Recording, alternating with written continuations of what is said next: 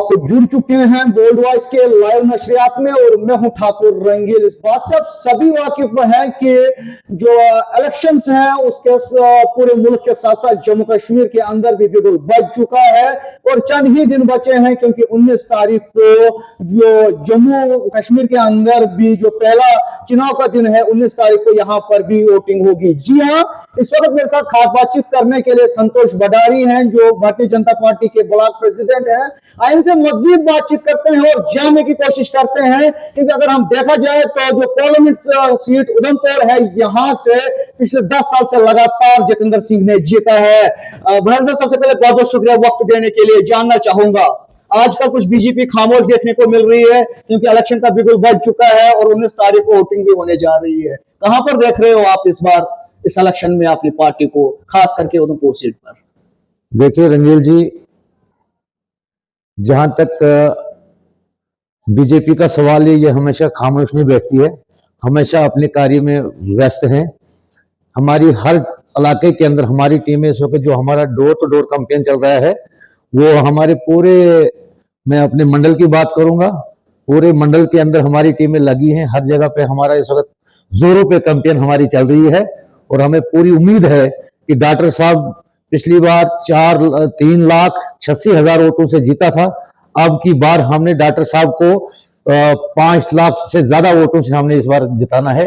इस बात का तय इस बार पार्टी ने किया है। सोशल मीडिया पे कुछ वीडियोस देखने को मिलती है, लगता नहीं है कि सीरियस है कैंपेनिंग के लिए बीजेपी, क्योंकि कार्यकर्ता के साथ साथ लोगों को नचाने का काम करते हैं।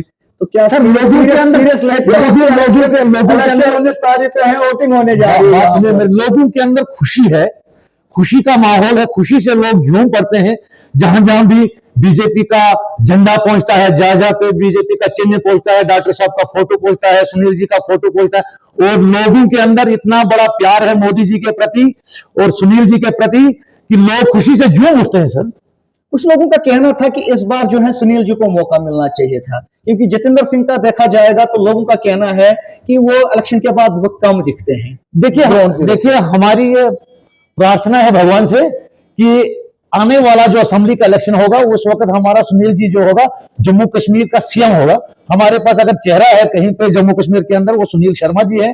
अगर वो पार्लियामेंट में जाते या चुनाव लड़ते तो कहीं न कहीं खासकर हमारे जिला किश्तवाड़ को बहुत उससे थोड़ा हम पीछे हो जाते, और उसके बावजूद भी पार्टी की जो कोर कमेटी है उसने फैसला लिया। डॉक्टर साहब ने बहुत बढ़िया काम किया 10 साल के अंदर, जो पीएमओ में रहकर उन्होंने बहुत अच्छा काम किया है। जो इतने बड़े बड़े प्रोजेक्ट चल रहे हैं वो डॉक्टर साहब की वसात से चल रहे हैं। और ऐसा नहीं कि इस वक्त लोग कहते हैं अपोजिशन वाले, क्या लगता है इलेक्शन आसान होगा? क्योंकि 12 कैंडिडेट मैदान में हैं।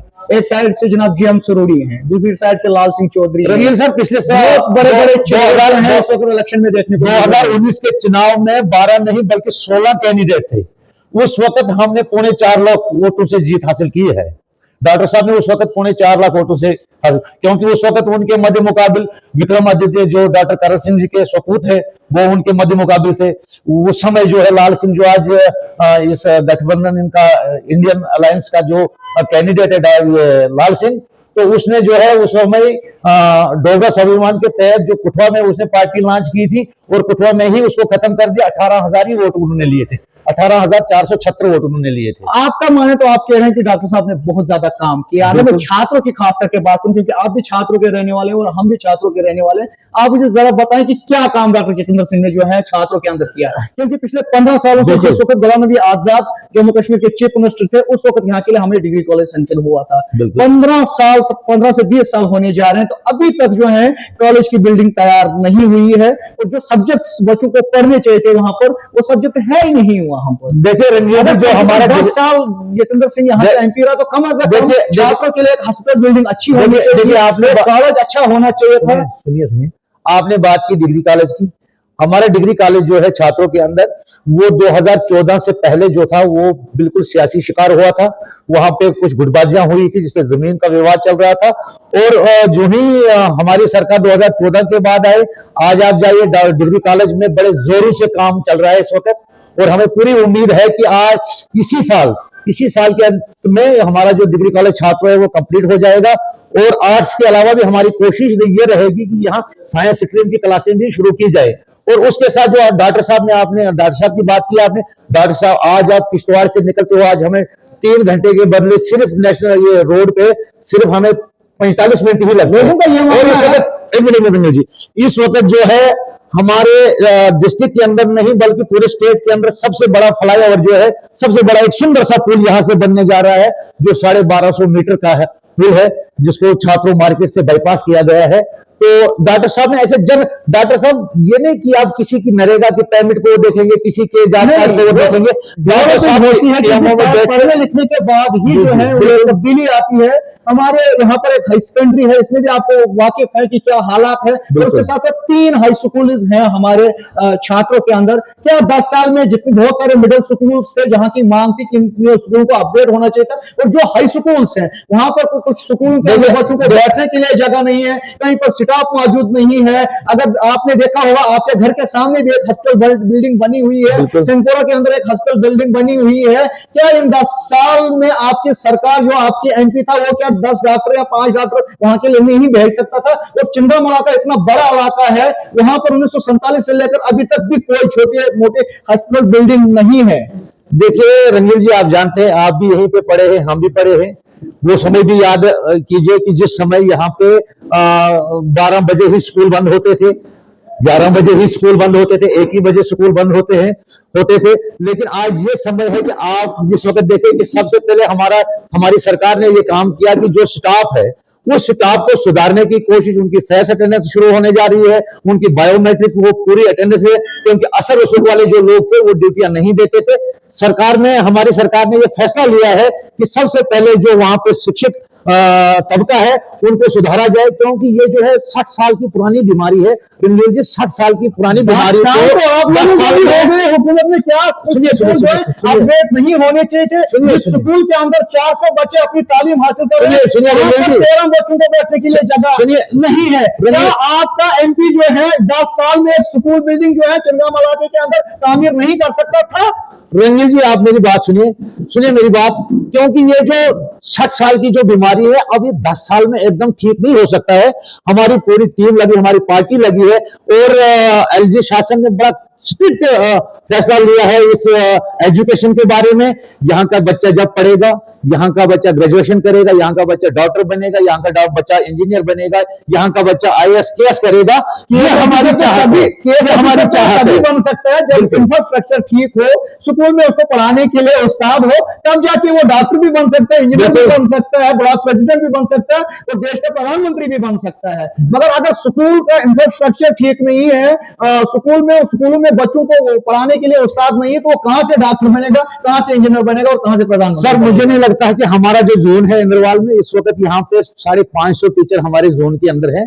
मुझे नहीं लगता है कि कहीं पे भी स्टाफ की कमी है, और जहां पर भी कमी त्रुटियां रही होंगी, और हम 19 के बाद इस पे पूरी कोशिश करेंगे, हर स्कूल को सही ढंग से फंक्शनल कराएंगे, और जो भी बिल्डिंग डैमेज है हम डीसी साहब से बात करेंगे, हम एलजी साहब से बात करेंगे, उन स्कूल की बिल्डिंगों को रिपेयर लोगों को बता दीजिए कि कितने टाइम तक high school government high school Chingam है, वो 120 साल पुराना स्कूल है, वहां 13 बच्चों को बैठने के लिए जगह है, और 400 से ज्यादा बच्चे जो है तालीम हासिल कर रहे हैं। यहाँ पर ना किसी सरकारी मुलाजमिन का बच्चा पढ़ रहा है, ना किसी हुक्मरान का, ना किसी लीडर का। वहां उस स्कूल के अंदर अगर बच्चे पढ़ रहे हैं, वो आम बंदे के पढ़ रहे हैं, एक गरीब बंदे के बच्चे पढ़ रहे हैं वहां पर। रंजीत जी, आज मैं आपको दावा से कहता हूं, 4 जून 2024 को जिस वक्त भारतीय जनता पार्टी 400 पार का लक्ष्य पार करेगी, और आपको एक नई फिजा यहाँ पे दिखाई जाएगी, और यहाँ आपको पहचान ही नहीं आएगा कि छात्रों किस रंग से बदल गया। क्या बिजली पहुंच जाएगी? और रंजीत जी, आप मैं दावा करता हूं कि आपके सामने ही परसों एक सर्वे हुई है, जो पावर डेवलपमेंट अथॉरिटी को ये पूरा एरिया दिया गया है जहां पर भी बिजली नहीं है। ये जो अपनी ट्रांसमिशन एक लाइन बनने जा रही है चिंगाम से, आपके सामने उसकी हमारे ऐसी भी पंचायतें जहां पर अभी तक नेटवर्क भी दस्तयाब नहीं है। रंजील जी, मैं आपके गांव की बात करूंगा। 1947 से लेकर 2014 तक आपके डांगर नाला हो, वत्सर हो, पटगाम हो, बनगाम हो, भूंडा हो, बिजली नहीं थी। हमारे सरकार आते ही सबसे पहले उन गांवों में हमने बिजली पहुंचाई जहां अभी भी बहुत सारे गांव है जहां बिजली नहीं। देखिए रंजील जी, इतना कोई अलादीन का चिराग नहीं कि हम रातों रात ठीक करेंगे। मैंने कहा ना कि पहले 60 साल का बिगड़ा हुआ सिस्टम है, उसको ठीक करने में तो समय लगेगा, और हमें पूरी उम्मीद है कि हम इस छात्रों का नक्शा बदल देंगे। 2024 4 जून के बाद जब मोदी जी तीसरी बार फुल बहुमत के साथ 400 पार सीटों के साथ जब वो शपथ लेंगे, तो हम आपसे वादा करते हैं कि हम पूरे छात्रों की तकदीर बदल देंगे। और आने वाले जो हमारा असेंबली का इलेक्शन होगा, क्या उम्मीद रखेंगे अगर प्रधानमंत्री नरेंद्र मोदी या बीजेपी की सरकार फिर से आए तो क्या छात्रों की, गरीब आवाम की तकदीर और तस्वीर बदल जाएगी? आप उम्मीद रखिए रंगील जी, 4 जून के बाद जिस समय यहां जम्मू कश्मीर के अंदर चुनाव होगा, तो हम आपको जिला किश्तवाड़ का एक चीफ मिनिस्टर और मजबूत दावेदार चीफ मिनिस्टर हम आपको भारतीय जनता पार्टी की तरफ से ये भी खबर मिल रही है कि 12 तारीख को भारतीय जनता पार्टी के कुछ दिग्गज लीडर जो है छात्रों की धरती पर पधार रहे हैं। और आपको क्या लगता है कि कितने लोग उस वक्त जमा हो सकते हैं छात्रों के अंदर? क्या ये हकीकत है कि 12 तारीख को यहाँ पर भारतीय जनता पार्टी के कुछ दिग्गज नेता छात्रों की जमीन पर आ रहे हैं? देखिए, हमारे पास तो अभी कोई सूचना नहीं इस किस्म की आई कि हमारे कोई दिग्गज लीडर यहाँ पे आ रहे हैं छात्रों में। मेरे पास अभी उस किस्म की कोई सूचना नहीं है। अलबत्ता हमारी ये हमारे पास ये सूचना है कि हमारे जो एसटी कम्युनिटी के जो गुलाम अली खटाना साहब है, वो आएंगे, जहां जहां पर भी गुजर बस्तियां हैं उनके पास जाएंगे, उनका हाल चाल पूछेंगे, क्योंकि वो ऐवान में छात्रों के लोगों का लास्ट सवाल पूछना चाहूंगा। छात्रों के लोगों का यही कहना है कि भारतीय जनता पार्टी का जो एमपी हमने 2 बार यहाँ पर केटीयू में वोट भर भर के दिया, दोबारा उस एमपी ने छात्रों की ओर नहीं देखा और आज तीसरा इलेक्शन वो लड़ रहा है और अभी भी वो जो है छात्रों की धरती पर नहीं आया। देखिए रंगील जी, उन्होंने छात्रों की तरफ क्यों नहीं देखा? आप इस वक्त स्कीम देखिए, जल जीवन मिशन, हर घर नल, ठीक, सबसे पहले हमारे स्टेट के अंदर लॉन्च हुआ, खासकर हमारे जिला किश्तवाड़ के अंदर लॉन्च हुआ। जो भी स्कीम आई सेंटर से, सबसे पहले जो है उसका हक हमें मिला। वो तभी मिला जब डॉक्टर जितेंद्र सिंह जी पीएमओ में बैठे और उन्होंने वहां से पूरे कॉन्स्टिट्यूंसी का पूरा ध्यान रखा। और यहाँ पे जितने भी काम हो रहे आपके सामने काम हो रहे हैं। आप देख लीजिए, नेशनल हाईवे बन रहा है, अभी जो है जल जीवन मिशन चल रहा है, अच्छा ये बिजली का काम हो रहा है।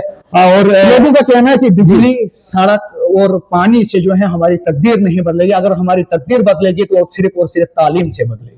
उसके लिए आप ये मानते हैं कि इन 10 साल में, खास करके अगर मैं तालीम के लिए बात करूं, तो कोई काम जो है भारतीय जनता पार्टी में नहीं हुआ जिस ढंग का छात्रों के अंदर होना चाहिए था, उस ढंग का एजुकेशन के लिए नहीं हुआ। आप मानते हैं? देखिए रंगील जी, आपको आपको भी याद होगा, आपने भी इस हायर सेकेंडरी के अंदर पढ़ा है, मैंने भी इसी हायर सेकेंडरी के अंदर पढ़ा है। मेरी बात सुनिए, यहाँ हमें 4-4 साल, 5-5 साल प्रिंसिपल नहीं मिलता था। आज देखिए हायर सेकेंडरी के अंदर कितना स्टाफ है, पूरा स्टाफ इस वक्त हायर सेकेंडरी के अंदर है, यहाँ पे प्रिंसिपल है। आप मानते हैं वो कौन कसूर होता है जिसके अंदर तालीम ज्यादा हो? देखिए रंगील जी, तालीम बहुत जरूरी है। आपने भी कई स्कूलों को अचानक आपने भी छापा मारा और आप देखते हैं कि पूरा स्टाफ जो है हाजिरी देता है, इस वक्त स्कूल में बैठा है, बच्चों को पढ़ा रहा है। अब देखिए धीरे धीरे बच्चों को बैठने के लिए जगह भी तो चाहिए। बिल्कुल, अच्छा इसके लिए तो हमने प्रॉमिस किया ना आपके साथ कि होगा। 4 जून के बाद भगवान की दया से, ऊपर वाले की मेहरबानी से, आप इस बात को मानते हैं ना कि तालीम के बाद मैंने कहा ना कि आपको ये दिखेगा कि ये पुराना छात्र है कि नया छात्र। चलो बहुत छात्रों को बहुत शुक्रिया हमारे साथ इस प्रोग्राम में जुड़ने के लिए। और हमारे साथ भारतीय जनता पार्टी के ब्लॉक प्रेसिडेंट संतोष भंडारी खास बातचीत कर रहे थे। और इसका ये कहना कि 4 जून के बाद अगर हमारी सरकार बनी तो छात्रों की तकदीर और तस्वीर बदलेगी। ये तो आने वाला कल ही बताएगा और हम भी देखते रहे और आप भी ख्याल रखें कि क्या अगर भारतीय जनता पार्टी की सरकार फिर से दिल्ली में आती है, क्या वाकई में 2029 तक छात्रों की तस्वीर और तकदीर बदलती है या नहीं? ये तो आने वाला कल ही फैसला करेगा। नाज़रीन, देखने और सुनने के लिए आप तमाम लोगों का बहुत बहुत शुक्रिया। दीजिए इजाजत। कैमरा पर्सन अनिल कुमार के साथ मैं ठाकुर रंगेल। धन्यवाद।